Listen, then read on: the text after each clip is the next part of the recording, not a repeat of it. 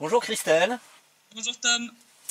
Alors, nous arrivons au 29e CITREP, nous sommes le 25 février 2017, et avant que nous abordions le CITREP en lui-même, je voulais quand même faire quelques remarques. La dernière fois, j'avais cru comprendre que le bilan des bombardements avait légèrement baissé, et en fait il avait légèrement augmenté.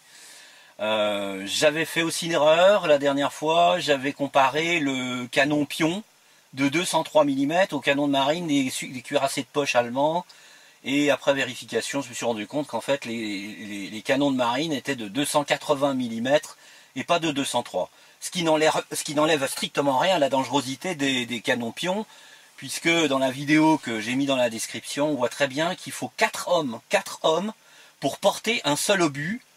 Et que la mise de l'obus dans l'affût, dans le tube, se fait par un système mécanique automatique. Ça veut dire que vraiment l'obus en lui-même, sans la charge, est vraiment très très lourd. Donc on s'imagine bien avec la vitesse, la célérité de l'obus quand il atteint sa cible, les dégâts que ça peut faire en plus de la charge explosive que contient l'obus. Voilà. Oui, parce que quand on voit la taille du canon, déjà il est énorme, donc absolument. c'est pas du petit canon de poche. Absolument. Absolument. Donc voilà, je vais te laisser donner la suite, puisque tu vas nous annoncer, hélas, une augmentation extrêmement sensible du nombre de violations et donc de bombardements, avec des conséquences importantes, en particulier concernant l'alimentation en eau des villes comme Donetsk ou d'autres à la périphérie. Voilà, ouais, je te laisse la parole. Merci.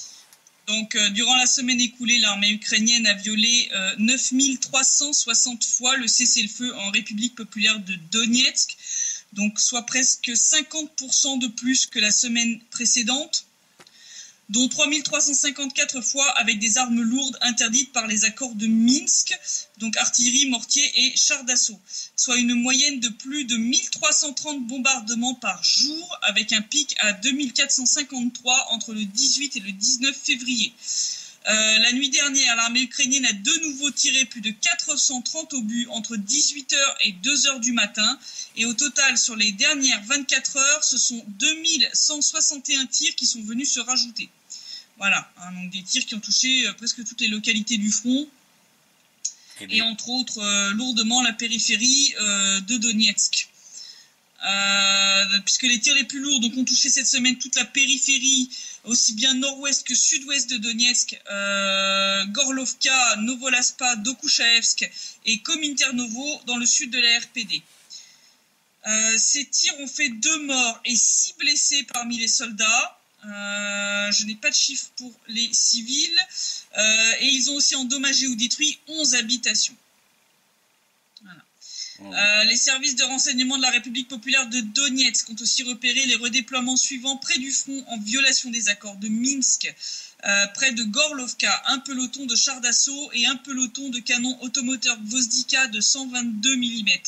Près de Donetsk, une batterie de canons automoteurs, 2 pelotons de chars d'assaut et un peloton de lance-roquettes multiples grades. Ils sont toujours là, eux. Près de Mariupol, 2 pelotons d'obusiers D30 de 122 mm, une batterie d'obusiers automoteurs Gvozdika de 122 mm et un peloton de mortiers de 120 mm. Oui, que des petits calibres. Voilà, que des machins qui sont absolument interdits par les accords de Minsk, je le rappelle. Absolument. D'ailleurs, l'armée ukrainienne a de nouveau tiré à l'artillerie de 122 mm sur la station d'épuration de Donetsk hier à 5h45 du matin, touchant à 8 reprises des bâtiments de la station, dont la zone de stockage du chlore, encore une fois, la zone de stockage des filtres et produits chimiques, et ils ont aussi touché 2 fois l'abri anti-bombardement où le personnel s'était réfugié. Sans faire de victimes, fort heureusement. Mais bon, suite à ça, la direction a dû se résoudre à faire évacuer le personnel et donc à arrêter le fonctionnement de la station d'épuration, privant d'eau la localité d'Avdeïevka qui est sous contrôle ukrainien, je le rappelle, et réduisant l'approvisionnement en eau de Yassino-Vataya et de 5 districts de Donetsk. Donc bon, c'est un nouveau crime de guerre qui en dit long sur ce que l'armée ukrainienne veut faire de la population du Donbass, la génocider, parce que bon, dire clamer qu'ils sont des libérateurs et puis tirer sur la station d'épuration, Et d'ailleurs, ça se confirme plus loin dans ton CITREP avec les déclarations d'un type à la télévision. Oui. le premier président de l'Ukraine.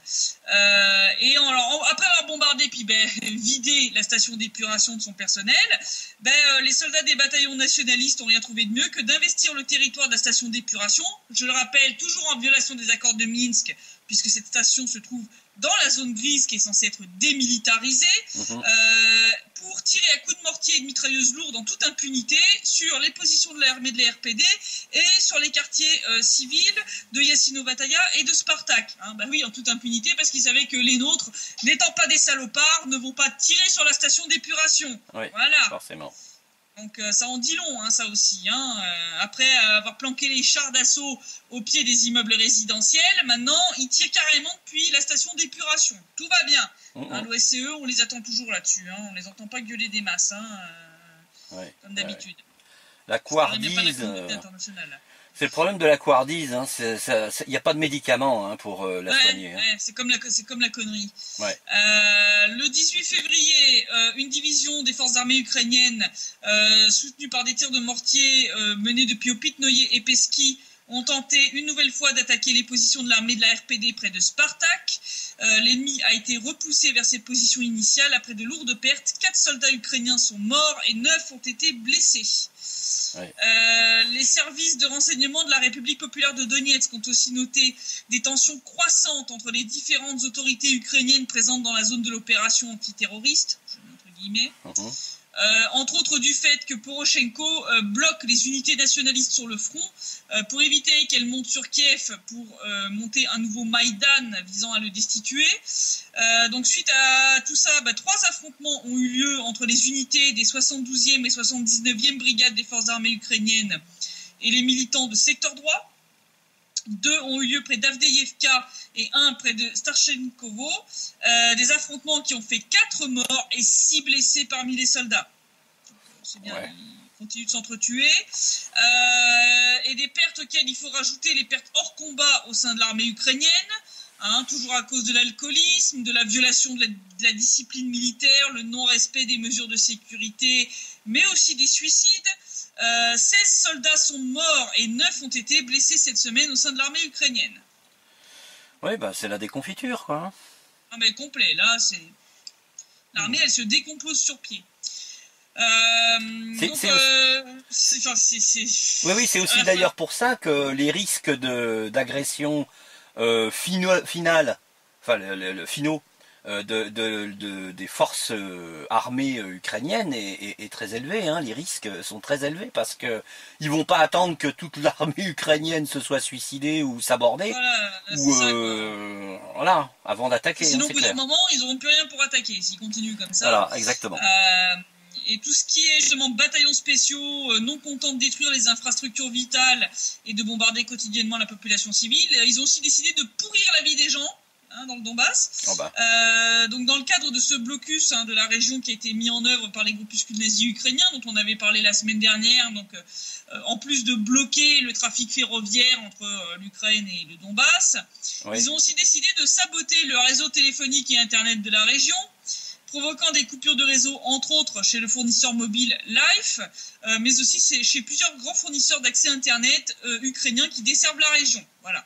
Donc il faut croire que ces groupuscules qui brillent pas par leur intelligence collective n'ont toujours pas retenu la leçon de ce qui s'est passé en Crimée, parce qu'à moins d'être masochiste, je vois pas quel peuple voudrait retourner vivre dans le même pays que des gens comme ça, qui bombardent, qui terrorisent et qui tentent maintenant d'affamer et de priver d'eau potable la population. Je veux dire, là, faut arrêter. Je sais bien qu'il y a des peuples qui sont ethnomasochistes, mais pas ici. Encore une fois, on constate qu'il y a beaucoup de similitudes entre les pratiques des terroristes en Syrie, comme les attaques des sources d'eau de Damas, de Wadi Barada, et la station d'épuration de Donetsk. Comme par hasard. Comme par hasard. Non, mais je crois pas aux coïncidences. J'ai arrêté d'y croire il y a longtemps. Si on regarde la situation politique, accord de Minsk, le chef du Centre pour la libération des prisonniers de guerre, Vladimir Rouban, et la députée de la Rada, Nadezhda Savchenko, sont venus en République populaire de Donetsk pour rendre visite aux prisonniers de guerre ukrainiens. À l'issue de la visite qui a montré que les prisonniers sont bien traités, Savchenko a appelé les dirigeants du format Normandie à aider à mettre en œuvre l'échange de prisonniers au format tous contre tous. Savchenko, qui est d'ailleurs de plus en plus accusé en Ukraine de vouloir fomenter un Maïdan 3.0 contre Poroshenko. Sa collègue du blog de Poroshenko, Tatiana Rychkova, a d'ailleurs annoncé que Savchenko se serait rendu cette semaine dans le Donbass pour appeler les militaires ukrainiens à quitter leur position et à se rendre à Kiev afin d'y perpétrer un coup d'État. Donc selon cette charmante dame, ces faits et gestes de Madame Savchenko relèvent d'une incitation au renversement du pouvoir constitutionnel. Je rappelle à cette madame que le Maïdan précédent, le fait de démettre Yanukovych était totalement anticonstitutionnel. Absolument. Les autorités actuelles en Ukraine sont totalement illégitimes du point de vue du droit et de la constitution ukrainienne. Donc bon, avant d'ouvrir sa gueule, elle ferait bien de balayer devant sa porte. Aucun gouvernement ne peut être légitime à la suite d'un coup d'État. Hein. Aucun. Voilà. Donc cette Madame Rychkova a exhorté le parquet général et le SBU à lancer une action en justice contre Madame Savchenko. Donc c'est de mieux en mieux. Quand je dis que les requins se bouffent entre eux maintenant. Mais alors c'est vraiment là, faut souligner parce que c'est extraordinaire. Une nana qui était condamnée à la prison en Russie, elle était élevée sur un piédestal. C'était la Jeanne d'Arc ukrainienne, l'héroïne de l'Ukraine, enfin tout ce que tu veux. Là maintenant ils veulent la foutre en tôle. Je crois pas dans l'histoire avoir jamais vu un cas aussi extrême, tu vois, de situation de, je sais pas, c'est ubuesque. C'est ubuesque. Complètement. Mais de toute façon, les autorités ukrainiennes actuelles marchent sur la tête complètement. Je veux dire, ça devient n'importe quoi. Et si on regarde, tout le marasme politique, c'est un vrai marécage à Kiev. Ça devient n'importe quoi. Oui. Et finalement, le Poutine, il n'est pas il n'est pas entièrement responsable de la libération de Savchenko, puisque c'est les parents des victimes. Dans le cas d'un échange de prisonniers sur demande des familles de deux Russes qui étaient retenus par l'Ukraine. Ouais. Mais moi j'avais dit à l'époque qu'il avait fait un coup de maître en la libérant. Il y avait beaucoup de gens qui avaient hurlé à la trahison. Et j'avais dit qu'il avait fait un coup de maître parce que cette nana, c'était sûr et certain qu'elle allait foutre le bordel. Ça, c'était clair, c'était une évidence. Je veux dire, c'est exactement ce qu'elle est en train de faire. Là, c'est vraiment le chien dans le jeu de quilles. Et en plus, elle montre de manière visible la mauvaise volonté de Kiev d'appliquer les accords de Minsk. Et ça a une incidence et en Ukraine, mais aussi, et là, je vais rebondir sur le point suivant, en Russie. Puisque de plus en plus de Russes soutiennent l'idée que la Russie devrait reconnaître l'indépendance de la République populaire de Donetsk et de la République populaire de Lugansk, voire carrément des intégrer au sein de la Fédération de Russie. Donc Sputnik a fait un petit sondage début février qui a révélé que 8% des Russes parlent de la nécessité d'aider les RPD et les RPL à étendre leur autonomie. 24% estiment qu'il faut reconnaître leur indépendance, donc tu as un quart des Russes qui estiment que la Russie devrait carrément dire on les reconnaît comme étant indépendantes, et 18% proposent carrément de les rattacher à la Fédération de Russie. Oui, donc ça fait beaucoup tout ça, Ça commence à faire beaucoup. Là, si on regarde donc de l'autonomie améliorée jusqu'à l'intégration par la Fédération de Russie, on arrive à 50% des Russes qui en réalité sont maintenant opposés à toute idée de restituer tel quel le Donbass à l'Ukraine. Donc, pour donner une petite idée, en août dernier, les deux derniers chiffres, donc le 24 et le 18%, étaient à 23 et 14. D'accord.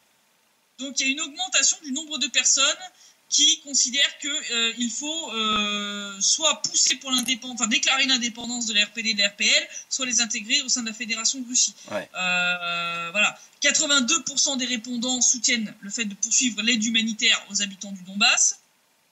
Seulement 4% estiment que la Russie doit aider l'Ukraine à rétablir le contrôle sur les territoires de la RPD et de la RPL. C'est la part habituelle des traîtres à la Russie. Nationalistes. Oui, c'est 5%. C'est les libéraux à la Navalny et autres conneries du même tonneau. Pour 12% des personnes interrogées, la Russie devrait arrêter le soutien au Donbass afin d'améliorer ses relations avec l'Ukraine et l'Occident. Mais pour 15% d'entre eux, une telle amélioration ne vaut pas la peine. Donc, Il y a 12% d'utopistes. Oui. Si on enlève les 4% de traîtres, ça fait 8% d'utopistes au sein de la Fédération de Russie. Il y en a qui rêvent encore. Donc on voit clairement quand même que de plus en plus de Russes, la RPD et la RPL ne font déjà plus partie de l'Ukraine. Et plus Kiev va continuer en fait sur la voie actuelle, et plus ces chiffres vont augmenter. Ouais. Jusqu'à ce que ça soit arrivé à un niveau critique que Poutine pourrait très bien utiliser comme élément de départ pour une action politique ou même militaire, hein, parce que s'il y a une agression du Donbass, c'est un crime contre le peuple. Je pense que si Kiev relance une grande offensive, les chiffres vont augmenter de manière, je pense, assez drastique. Je pense que les chiffres restent plus ou moins à moitié-moitié parce que pour l'instant ça reste encore toujours un conflit gelé, entre guillemets. Je dis bien entre guillemets, hein, parce que quand le nombre de bombardements par jour, c'est relatif. Mais je pense que si Kiev relance une grande offensive, je pense que ça va être comme pour la Crimée, hein. Les chiffres ils vont grimper d'un coup, et les gens vont dire à Poutine, écoutez, monsieur le président, faites quelque chose, quoi. Donc voilà, si on regarde en République populaire de Donetsk, donc j'avais parlé de cette pétition qui appelait les dirigeants mondiaux à faire cesser le génocide de Kiev dans le Donbass. On est maintenant à plus de 226 000 signatures en République populaire de Donetsk. C'est énorme, hein. C'est énorme. La population de la RPD, c'est quand même 2,5 millions de personnes. Donc ça fait 10%, quoi, quasiment. De 10% déjà qui ont signé, hein, donc c'est quand même... Sachant qu'il y a des enfants et qui comptent pas, puisqu'ils n'ont pas 18 ans. Ils n'ont pas 18 ans, il y a des gens qui sont dans des zones très isolées, etc. Donc c'est quand même assez important. Donc ça montre que la population locale soutient le processus de résolution pacifique du conflit et ne veut que la paix, contrairement aux autorités ukrainiennes. Et en Biélorussie, donc on avait parlé la dernière fois de ce décret de Poutine. Oui. Sur la reconnaissance, entre autres, des passeports de la RPD et de la RPL. Il y avait eu une première déclaration biélorusse d'Anton Biskovski, donc le porte-parole du comité de contrôle des frontières biélorusses, qui le 20 février avait déclaré qu'il était impossible d'entrer en Biélorussie avec les passeports de la RPD et de la RPL. Donc tous les ultranationalistes ukrainiens avaient sorti le champagne en disant vous voyez... la Biélorussie ne le reconnaît pas. Mais en fait, 2 jours plus tard, patatras, le site officiel du ministère des Affaires étrangères biélorusse a fait une déclaration indiquant que les citoyens de l'RPD et de l'RPL franchissant la frontière biélorusse depuis la Russie verraient leur situation étudiée au cas par cas afin de décider s'ils seraient autorisés à entrer ou non avec leur passeport de l'RPD ou de la RPL. Donc là... Un camouflet, on appelle ça. Voilà, il y en a qui se sont réjouis un petit peu trop tôt après la première annonce et qui peuvent ranger le champagne. Voilà.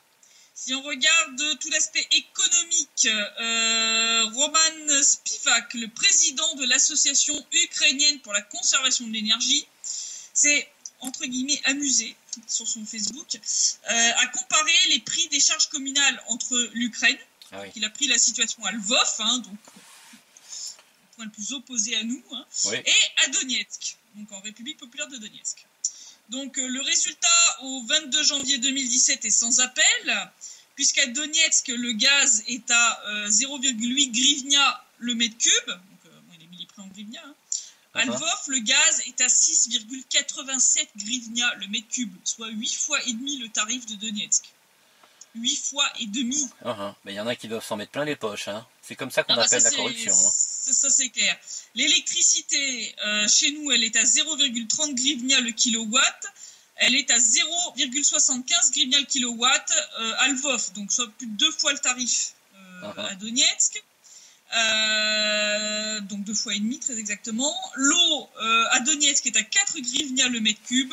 À Lvov, elle est à 12 grivnia le mètre cube, soit 3 fois le tarif d'ici. Voilà, donc entre 2 fois et demi et 8 fois et demi selon le cas, voilà, donc ça en dit long quand même sur l'état de l'Ukraine. Puisqu'ici les tarifs avaient été gelés, donc les tarifs qu'on a ici sont les mêmes tarifs que fin 2013, début 2014. D'accord. Donc, pourquoi l'augmentation qui a eu lieu en Ukraine, 8 fois et demi pour le gaz. On se rend bien compte de la difficulté que doivent avoir beaucoup d'Ukrainiens à payer leurs factures de gaz, d'électricité ou d'eau, parce que avec des tarifs qui ont grimpé, qui ont été multipliés entre 2 fois et demi et 8 fois et demi, on voit pas comment c'est possible. Ça tient pas la route. Donc suite à cette petite comparaison, hein, ce brave monsieur en est venu à se demander si le territoire occupé et en guerre était bien en RPD ou en Ukraine. Ah oui, oui, c'est vrai que là, parce que il dit, vu les tarifs, on se croirait en territoire occupé, hein, parce que ça plaide pas en faveur de l'Ukraine, hein, ça c'est clair. Hein. Pas du tout. Et d'ailleurs, il semble qu'il ait interrogé des personnes qu'il connaît à Donetsk, qui a fait une sorte de mini-sondage, hein, comme ça, un peu informel, d'où il ressortirait que 75% de la population à Donetsk se considère comme russe. 75%. Et personne ne veut revenir en Ukraine. Donc il semble que parmi tous ceux qu'il a interrogés, il n'y a personne qui a envie de revenir en Ukraine. On se demande bien pourquoi. Ah bah tiens. Depuis le temps qu'on fait des sites rep, hein, nous aussi on se pose des questions. Voilà, hein. Il a indiqué que la seule chose qui soit plus chère en République populaire de Donetsk, ce sont les aliments, parce qu'ils sont importés de Russie. Ouais.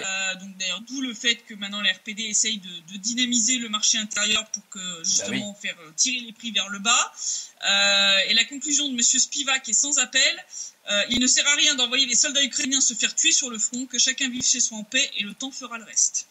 Très sage cet homme. Très sage ce monsieur. Je pense que les autorités ukrainiennes devraient lire ce que ce monsieur a écrit et s'en inspirer et méditer là-dessus. Ah ben oui, mais non, mais ça c'est pas possible, parce que t'as la CIA et la Maison Blanche derrière. Hein. Trump nous fait un truc bizarre hein, aussi. De ce point de vue. Donc, d'ailleurs, si on regarde l'évolution générale de la situation en Ukraine, nous parlions au tout début du site rep de la déclaration du premier président ukrainien, Leonid Kravchuk, qui a fini par admettre à la télé sur le plateau donc, de la chaîne 112 Ukraine que la population du Donbass n'intéresse pas l'Ukraine. Hein. Seul le territoire les intéresse, seule la terre les intéresse. Donc suite à la signature du décret par Vladimir Poutine dont on parlait, il a déclaré c'est un faux acte. La Russie a dit qu'ils avaient pris les gens qui vivent en RPD et en RPL. Eh bien, laissons-les partir en Russie. En fait, personnellement, je m'en fiche si la Russie prend les mercenaires dont les mains sont couvertes de sang. Laissez-la les prendre. Si elle veut prendre des ennemis et les séparatistes de l'Ukraine, elle peut les prendre. Laissons-les gérer le séparatisme près de Moscou. Pour nous, ce sera un soulagement. Mais notre territoire et notre terre, nous ne les donnerons pas. Bon, je rappellerai à ce monsieur que les gens qu'il appelle des séparatistes vivent et sont nés sur ce territoire.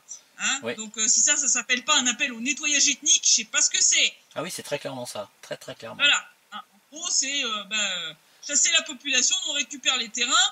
Je rappelle qu'un projet d'exploitation de gaz de schiste avait été conclu juste avant que le Maïdan et la guerre n'éclatent pour exploiter des gaz de schiste ici dans le Donbass. Voilà. Sans parler de l'accord avec Monsanto pour cultiver des OGM sur le tchernosium ukrainien. Et les nombreuses mines de charbon de la région, hein, on comprend bien pourquoi il n'y a que le terrain qui les intéresse et pas la population. Bon, les soi-disant libérateurs ukrainiens montrent là leur véritable visage. Hein, ils viennent pas du tout pour libérer la population, donc ils ont rien à foutre. Ils viennent juste pour prendre des richesses du sol et du sous-sol. Hein. C'est tout ce pourquoi ils sont là. Voilà, il y a un petit peu d'honnêteté de temps en temps. Ça mange pas de pain. Ça confirme. Bien entendu. Oui, mais ça confirme la raison pour laquelle, l'inquiétante intrusion des forces ukrainiennes sur la zone de la station d'épuration, c'est-à-dire que on voit très bien qu'ils veulent faire la même chose que les terroristes à Damas avec les ressources d'eau.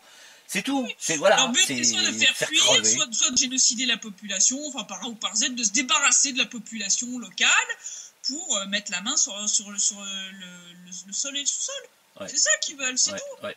C'est tout. Donc les pseudo-laïus sur la libération du Donbass qui serait occupé, je vais ressortir mon expression favorite, et mon cul sur la commode, quoi. Enfin, les seules choses qui sont venues libérer, c'est le tchernosium pour Monsanto, les mines de charbon et les zones d'exploitation de gaz de schiste. Ouais. C'est tout. Point, barre. La seule chose qu'ils ont libérée, c'est de quoi permettre d'enrichir encore un peu plus les oligarques ukrainiens. Point. Absolument. Voilà. Sans là, c'est le premier président de l'Ukraine qui appelle ouvertement à la télé à pratiquer la purification ethnique du Donbass. Voilà. Bon, on attend toujours le laïus du secrétaire général de l'ONU, de l'Union européenne, Oui, tout pour ça, condamner, pour voler au scandale. Ouais. Hein, je veux dire, ils nous ont assez fait chier en Yougoslavie avec les histoires de purification ethnique. Là, c'est marrant, il y a personne qui l'ouvre. Hein. Le mec, il dit ça à la télé publiquement, premier président de l'Ukraine. Hein. C'est pas un activiste de base, premier secteur. C'est le premier président ukrainien. Oui. Et c'est que c'est bêtises. Ouais, c'est inquiétant comme. Voilà. C'est Donc, très inquiétant. on a un mec qui parle ouvertement à la télé, premier président ukrainien qui parle ouvertement à la télé, d'appliquer des méthodes nazies, de génocide sur la population de son propre pays, sous prétexte que eux, ils voulaient pas vivre dans un pays post-Maïdan. Parce que eux, ils voulaient pas vivre dans un pays qui décrète que c'était pas une bande d'Éras, collaborateurs nazis, exterminateurs de juifs, de tziganes, de polonais et de russes pendant la Seconde Guerre mondiale. Pour eux, c'est pas un héros de l'Ukraine. Ouais. Et à juste titre, soit dit en passant. Donc voilà, donc lui il considère que ces gens-là, c'est des séparatistes qui méritent juste d'être chassés de leur terre parce qu'il y a juste la terre qui les intéresse et puis eux, ils ont qu'à partir en Russie. Bon, là, vraiment... Il faudrait quand même que la communauté internationale se bouge un peu avant de finir totalement discréditée. Hein, parce que bon, en dehors des délires génocidaires de certains, la situation économique catastrophique de l'Ukraine a poussé quand même 2 députés, Sergei Kaplan et Alexandre Sougoniako, à déposer à la Rada un projet de loi visant à appliquer un moratoire sur les accords conclus entre l'Ukraine et le FMI, hein, parce que bon, le FMI n'est là que pour... sucer le sang de l'Ukraine comme un vampire. Ah bah comme elle le fait. Bah, là, je fais une toute petite parenthèse. Le FMI n'a jamais fait autre chose que de tous juste. les pays où ils sont passés, pays où ils sont passés, ils les ont mis à genoux. Voilà, tous. C'est ça. Donc pour ces députés, les accords conclus avec le FMI mènent à la ruine du pays, provoquent l'inflation des taxes, la désindustrialisation et l'appauvrissement du pays. Donc le but en fait de ces 2 députés est de chasser le FMI du pays afin que ce dernier se porte mieux. Bon, j'ai quand même peu d'espoir que leur projet de loi arrive bien loin. Bon, l'évolution de la situation en Ukraine, elle est telle que ça semble d'ailleurs même effrayer le soi-disant président ukrainien, hein, Poroshenko, qui dans son délire entre paranoïa et hystérie n'a rien trouvé de mieux à faire que de rejeter la faute d'un éventuel Maïdan 3.0 sur la 5e colonne qui travaillerait pour la Russie. Ah bah c'est la faute des Russes. Ah bah ça y est. C'est toujours la faute des Russes. Ah bah c'est la faute des Russes. Et d'ailleurs, je me demande si ça va pas tarder à être ça aussi en France avec la situation économique. Je suis étonné. La faute des Russes. Je suis étonné qu'Hollande n'ait pas sorti encore ça. C'est la faute des Russes. Ouais. Voilà. Hein. Bon, on rappellera pourtant que la population ukrainienne n'a pas besoin de la main du Kremlin pour avoir des raisons objectives de détester Poroshenko. Je rappelle que le pays se rapproche à une vitesse grand V du niveau de vie des pays africains les plus pauvres. On aura bientôt la Somalie à la porte de l'Europe. Le PIB a été divisé par 2. La dette ukrainienne est désormais de 60 milliards de dollars. L'eau chaude et le chauffage, donc comme on a pu le voir, hein, ont explosé. Les enlèvements ont été multipliés par 3. Les vols de véhicules ont doublé. Les meurtres ont augmenté de 67% par rapport à 2013. Avec un tel bilan, il n'y a pas besoin de Moscou pour déclencher un 3e Maïdan. Hein.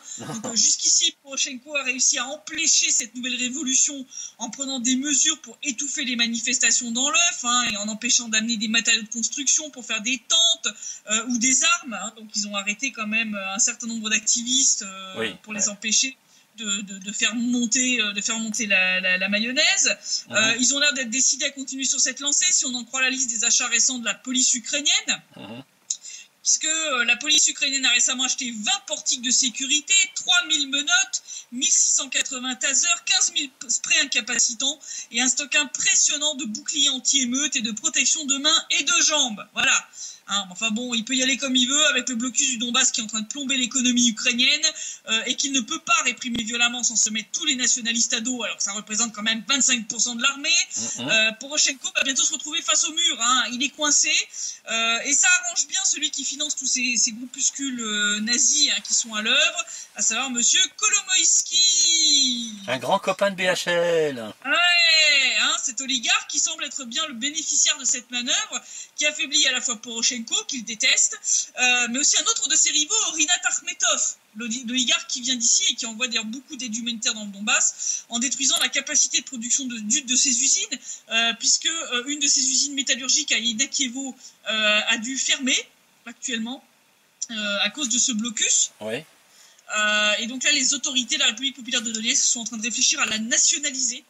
parce qu'elle emploie quand même 1000 personnes, Ouais. pour la relancer. C'est-à-dire, ils envisagent carrément de procéder à une nationalisation de force de l'usine pour éviter de mettre 1000 chômeurs de plus, alors que l'usine peut fonctionner.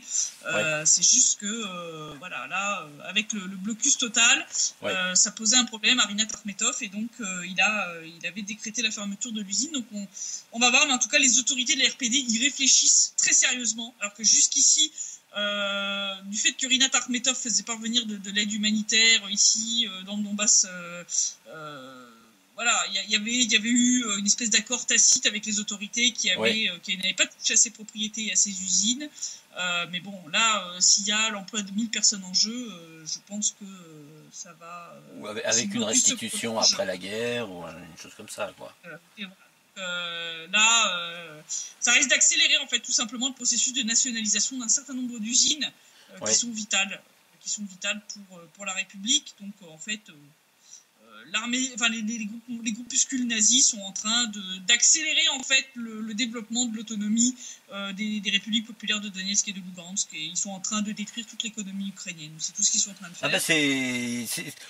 Avec un cerveau pour 50, les nazis, ils sont forcément, ils n'ont pas fait Polytechnique, comme on dit. C'est clair, Et pendant ce temps-là, à Kiev, ils sont pas les seuls à manquer d'intelligence, puisqu'il faut croire que les combats à main nue à la Rada ne suffisent plus à certains, puisqu'un député ukrainien du Front populaire, Mikhail Gavrilyuk, a appelé sur la chaîne TV 112, toujours, c'est là où on a les plus beaux morceaux, le plus souvent. Ils ont appelé carrément à armer tous les députés de la Rada, afin, je cite, de fusiller les traîtres. Eh ben, non. Donc voilà, c'est comme ça qu'ils proposent de faire justice contre ceux qui prônent le rétablissement des rapports économiques et commerciaux avec le Donbass, donc tous ceux qui font preuve d'un minimum d'intelligence en appelant à arrêter le blocus total du Donbass. Il a dit, je cite, « Je pense qu'il faut armer tous les élus du peuple avec des mitraillettes pour fusiller tous les traîtres. » C'est du nazisme, Ça s'est produit de la même manière en Allemagne entre 33 et 39. Pareil, c'est-à-dire on se débarrasse des opposants politiques, des gens qui sont un peu trop... Qui sont pas d'accord, qui sont un peu plus intelligents que la masse. Donc voilà, maintenant, en plus de se taper dessus, ils vont pouvoir s'entretuer au sein de la Rada. Très fort. En fait, je me demande si finalement, c'est peut-être pas une bonne idée. Il faudrait que ce soit les gens qui demandent à aider le Donbass qui devraient avoir les armes. Malheureusement, c'est jamais le cas dans l'histoire. Ouais, mais enfin, de toute façon, quand tu vois que maintenant ils en sont même à demander à lancer des poursuites judiciaires contre Savchenko, en fait, ils vont finir par s'entretuer entre eux. Donc, moi, je me dis, c'est peut-être une bonne idée. Finalement, faites-le. Donnez des mitraillettes à tous les députés de la Rada, ils vont tous s'entretuer. À la fin, il en restera qu'un. À tous. À tous, voilà, tous. Voilà, on leur en donne tous, et puis après, on regarde le spectacle, on sort le popcorn, la chaise. Et on n'a plus qu'à assister. Bon, je suis pas sûr que ça va nous passionner beaucoup, mais bon. Non, mais enfin, ça fera un paquet de connards en moins. Oui, c'est vrai que s'il y a des néo-nazis qui sont dégommés, oui, c'est clair, oui. Ouais. Ça fera ça de moins géré après. Ils ont vécu par les armes, ils périront par les armes. Par les armes. Mais voilà, donc on voit la situation où ça en est, comme ça devient de plus en plus délirant. L'Ukraine, quand on croit qu'ils ont touché le fond, on découvre qu'en fait ils creusent encore. Ben oui, je sais pas où finir. En Chine. En Chine, et puis quand ils vont déboucher, ils vont dire c'est bizarre, ça n'a pas l'air d'être chez nous ici. Non. Là c'est bien vraiment n'importe quoi. Donc là, je sais pas comment ça va se finir, mais c'est vraiment nimp.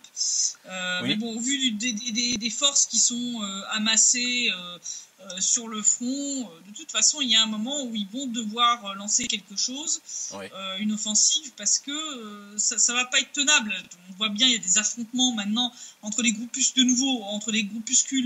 nazis, les bataillons spéciaux et les unités régulières de l'armée, parce que les groupuscules nazis sont maintenus sur le front pour éviter qu'ils remontent vers Kiev. Mais bon, au bout d'un moment, ça va devenir ingérable. Et il semble qu'en avril, ils prévoient encore une nouvelle augmentation des charges communales. Non, ça tiendra pas. Ça tiendra pas. C'est le caillou autant que tu veux, t'en sortiras pas de la flotte. Donc au bout d'un moment, ça va finir. Soit l'Ukraine va devoir lancer une offensive, soit ils vont complètement s'effondrer sur eux-mêmes, c'est-à-dire que le pays va imploser complètement. Ouais. Et je pense que malheureusement, ils vont passer à l'offensive parce que ils voudront pas laisser passer une occasion, même minime, pense-t-il, s'en sortir et de rétablir la situation.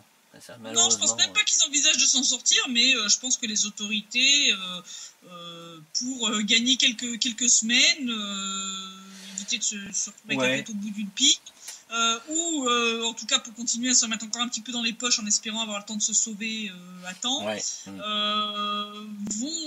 vont lancer l'offensive, et puis ça leur permettra de jouer les victimes, c'est-à-dire une fois qu'ils seront pris la déculottée, de dire ah bah si le pays s'est effondré, c'est pas parce qu'on était des gros nuls, c'est pas parce qu'on était des corrompus, c'est parce que on s'est fait battre par l'armée russe qui a envahi le pays, etc. C'est la faute des Russes. C'est la faute des Russes, voilà. Donc je pense qu'ils vont le jouer comme ça. La question c'est quand, c'est à quel moment ce jeu de tension qui devient de pire en pire. Enfin vraiment, tu vois ça de l'extérieur. Enfin nous on voit ça entre guillemets de l'extérieur, même si ça nous impacte aussi directement. Hein, on voit une recrudescence des bombardements très très lourds sur la périphérie immédiate de Donetsk. Là, cette prise de la station d'épuration, c'est quand même très très grave. Je pense que c'est vraiment, tu vois que ça se fissure de partout, que ça tient plus que par l'opération du Saint-Esprit. Donc à un moment, ça va craquer et je pense que ça va être brutal au moment où on s'y attendra pas et ça va être violent, ça va être vraiment très très violent. On le voit, donc je parlais la dernière fois de la radicalisation des propos tenus par Poutine, par Lavrov, par la diplomatie russe en général, mais aussi par les autorités de la RPD. Alexandre Zakharchenko a été interviewé par la chaîne Rossiya 24, donc Russie 24, où il a clairement déclaré que le retour au sein de l'Ukraine, il fallait même pas rêver. Que ça n'aurait jamais lieu, que si c'était encore possible en 2014, à l'heure actuelle, il y avait eu trop de morts, trop de sang, trop de larmes, trop de souffrances, et que ça serait insulter tous ceux qui sont morts sur le front, tous ceux qui ont été assassinés, comme Motorola, comme Givy, comme le commandant Anachenko à Lugansk, ou le commandant Mosgovoy, et que c'était plus possible. Donc de toute façon, la scission de l'Ukraine, qui existe déjà actuellement dans les faits, la reconnaissance de cet état de fait sera inéluctable. Il n'y a plus moyen de recoller les morceaux, ce n'est plus possible. Ils sont allés trop loin, le fossé qui a été creusé est maintenant plus grand que le Grand Canyon.